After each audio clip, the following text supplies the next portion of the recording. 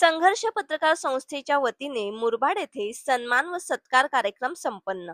संघर्ष पत्रकार संस्था ठाणे जिल्हा यांच्या वतीने मुरबाड येथील माऊली गार्डन येथे 15 ऑगस्ट स्वातंत्र्य दिनाच्या निमित्ताने दरवर्षीप्रमाणे यावर्षी सुद्धा भारतीय सीमेवर लढणाऱ्या सैनिकांच्या आईवडिलांचा सन्मान व मुरबाड तालुक्यातील गुणवंत व्यक्तींचा सत्कार कार्यक्रम आयोजित करण्यात आला होता. या कार्यक्रमाचे आयोजक संघर्ष पत्रकार संस्थेचे जिल्हा अध्यक्ष योगेश हजारे व मुरबाड तालुका अध्यक्ष नरेश माडसे यांनी केले होते. या कार्यक्रमाला मुरबाड तालुक्यातील विविध क्षेत्रातील मान्यवर उपस्थित होते.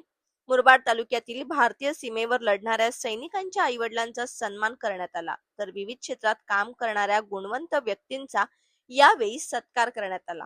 कार्यक्रमाला मुरबाड तालुक्यातील ठाणे जिल्हा परिषदेचे माजी सदस्य उल्हास बांगर, प्रवचनकार मधुकर महाराज मलिक, शिवसेना उद्धव बाळासाहेब ठाकरे पक्षाच्या ठाणे जिल्हा महिला संघटिका रेखा कंटे, रामभाऊ दळवी, उपाध्यक्ष ठाणे जिल्हा भाजपा, राष्ट्रीय काँग्रेस पक्ष ठाणे जिल्हा अध्यक्ष चेतन सिंह पवार, कल्पना पवार, उद्योजक सुरेंद्र तेलवणे, लक्ष्मण सरनिंगे, चारुशिला गायकर, तानाजी घागस, मंगेश भुसारी, शरद सूर्यराव, सुरेश बांगर तसेच सामाजिक, राजकीय, धार्मिक, वैद्यकीय क्षेत्रातील मान्यवर उपस्थित होते. कार्यक्रमाचे सूत्रसंचालन भरत दळवी यांनी केले. संघर्ष पत्रकार संस्था ही ठाणे जिल्ह्यात कार्यरत असून विविध तालुक्यात काम करत आहे. मुरबाड तालुक्यात दरवर्षी 15 ऑगस्ट स्वातंत्र्य दिनानिमित्त या कार्यक्रमाचे आयोजन करण्यात येते. दैवत राजे शिवछत्रपती, घटनेचे शिल्पकार महामानव डॉक्टर बाबासाहेब आंबेडकर, आम्हा पत्रकारांचे आद्य दैवत बाळशास्त्री जांभेकर यांच्या चरणाशी वंदन करून प्रथमतः कार्यक्रम सुरू होण्यापूर्वी आज 80वा स्वातंत्र्य दिन आणि या 80व्या स्वातंत्र्य दिनानिमित्त मी उपस्थितांना या ठिकाणी हार्दिक शुभेच्छा देतो.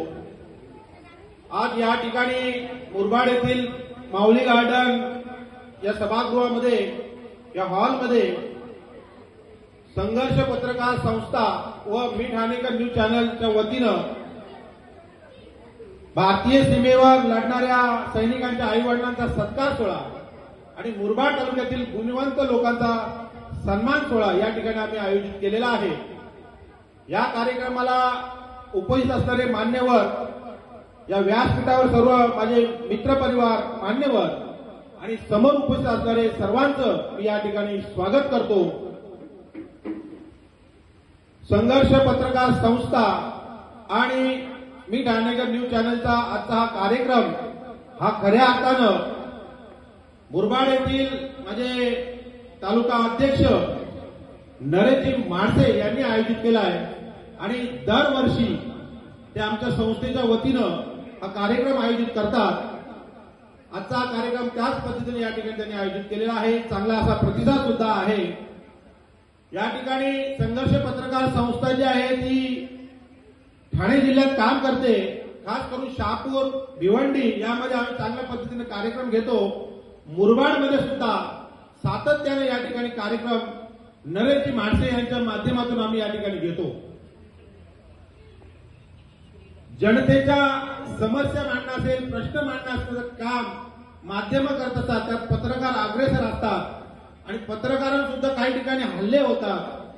तसेच पत्रकारांना सुद्धा अनेक समस्या असतात, मग ती कौटुंबिक समस्या असेल, आर्थिक समस्या असेल आणि या समस्या मिटवण्यासाठी आम्ही संस्था असतील, संघटना असतील, या पत्रकारांचा स्थापन करत असतो. त्यातलीच एक संघर्ष पत्रकार संस्था आम्ही स्थापन केलेली आहे. ठाणे जिल्ह्यातील जे पत्रकार आहेत ते पत्रकार यातील या संस्थेमध्ये कार्यरत असतात.